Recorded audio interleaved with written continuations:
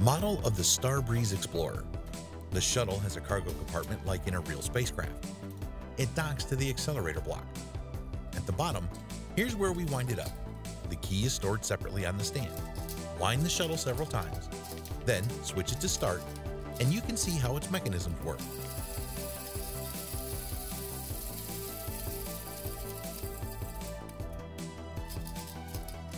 We will now show you how the shuttle works right on the stand.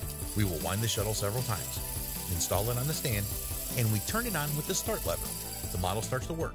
Very beautiful model. Space theme. You can also install it vertically on the stand. There you go. And in this position, the model can also rotate. This is how the packaging looks.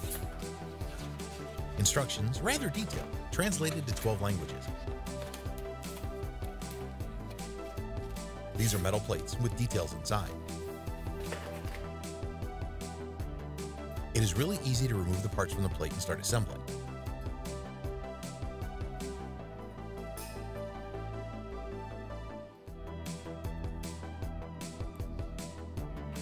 We also have a tool, pliers, to make it easy to assemble. Inside, you will see details made of thick steel. Also, there are gloves, a cloth to wipe the model, and a file inside.